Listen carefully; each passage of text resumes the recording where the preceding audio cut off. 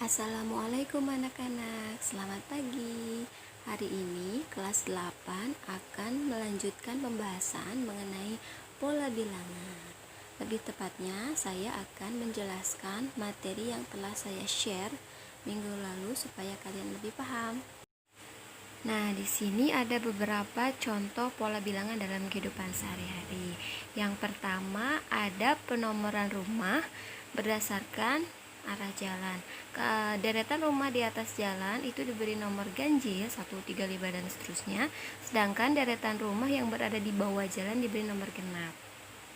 Yang kedua, ada contoh bangun datar. Ada segi 3, kemudian segi 4, segi 5, segi 6 dan seterusnya. Dan terakhir ada pita yang berwarna merah putih. Pita yang berwarna merah diberi nomor genap dan warna putih diberi nomor ganjil. Selanjutnya, apa sih manfaat belajar pola bilangan? Manfaat belajar pola bilangan adalah sebagai berikut. Ini diantaranya saja ya. Yang pertama, menata segala sesuatu lebih teratur.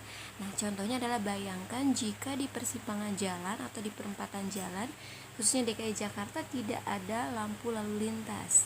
Bakalan semrawut ya, para pengendara mobil, motor tidak akan tertib. Yang kedua, menemukan pola dalam kehidupan sekitar. Sekarang lagi marak nih belanja online, pasti butuh yang namanya jasa kurir pengiriman barang. Nah, sebagai seorang jasa kurir, berarti dia harus tahu alamat persis yang dituju. Nah, untuk memudahkannya berarti dia harus tahu pola. Pola apa? Pola penomoran rumah. Berarti seperti yang sudah tadi saya bahas, rumah yang berada di atas jalan atau di pinggir jalan sebelah kiri itu ada bernomor ganjil, dan rumah yang berada di sebelah bawah bernomor genap.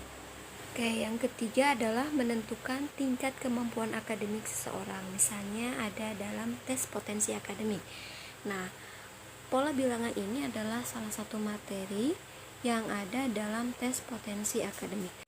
Baik itu untuk tes ketika masuk perguruan tinggi negeri, baik itu untuk tes seleksi CPNS, baik itu untuk tes masuk ke sebuah perusahaan atau pekerjaan dan sebagainya. Pasti dibutuhkan. Di sini ada peta konsep tentang pola bilangan. Ada 3 pembahasan, tapi yang akan kita bahas sekarang adalah menggeneralisasi pola dan barisan bilangan menggunakan tabel.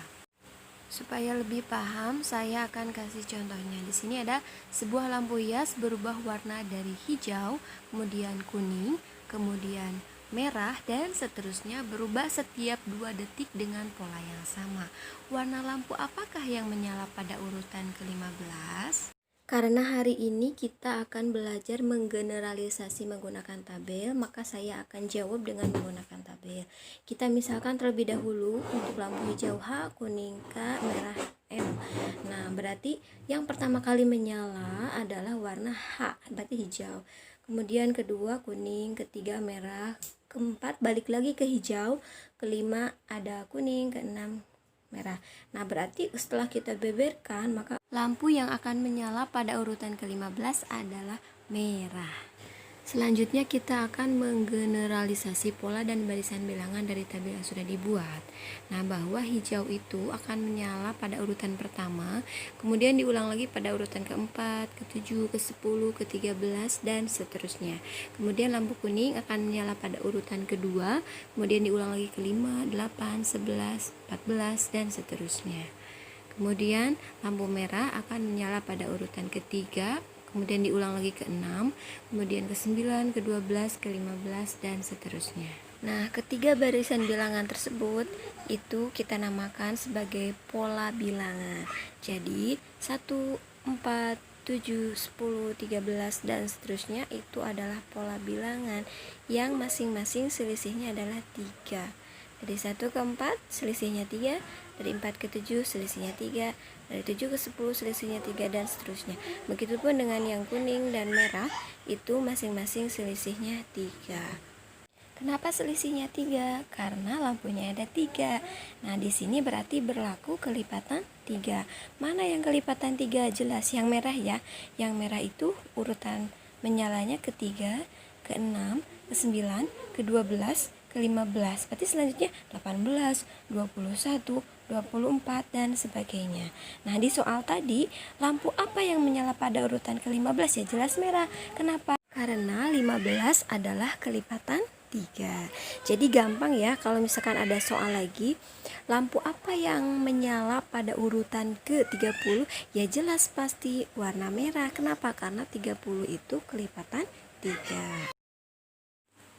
Nah, sekarang kita lihat barisan yang hijau. 1, 4, 7, 10, 13, dan seterusnya. Karena di sini ada 3 lampu, maka kita bagi 3. Contohnya adalah 4 dibagi 3, sisanya 1. 7 dibagi 3, 2, sisanya 1. 10 dibagi 3, 3, sisanya 1, dan seterusnya. Nah, sekarang kita lihat barisan yang kuning. 2, 5, 8, 11, 14, dan seterusnya. Kita ambil yang 5. 5 kalau kita bagi 3, hasilnya adalah 1 sisa 2. 8 kalau kita bagi 3, hasilnya 2 sisa 2. Sekarang kita lihat yang barisan merah. 3, 6, 9, dan seterusnya. 3 dibagi 3, 1 sisa 0. 6 dibagi 3, 2 sisa 0. 9 dibagi 3, 3 sisa 0. Nah, dari ketiga pola tersebut dapat ditarik suatu kesimpulan umum atau istilahnya adalah generalisasi, maka dapat kita tulis seperti di bawah ini. Rumus untuk mencari lampu apa yang akan menyala pada urutan kesekian itu bisa dilihat bahwa kalau lampu hijau itu dibagi 3 sisanya 1. Kalau misalkan kuning, ketika kita bagi 3 sisanya 2, dan kalau yang merah itu ketika kita bagi 3 sisanya 0 alias kelipatan 3. Yuk, sekarang saya mau tanya, kira-kira lampu apa ya yang akan menyala pada urutan ke-17? Ya, betul, lampu kuning. Kenapa? Karena ketika 17 dibagi 3 itu kan hasilnya 5, bersisa 2.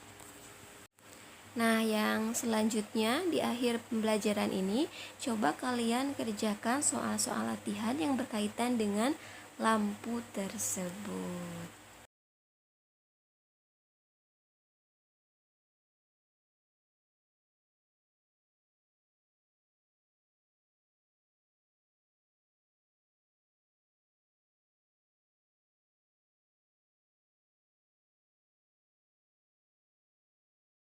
Sekian video pembelajaran hari ini.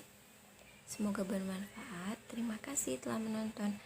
Assalamualaikum warahmatullahi wabarakatuh.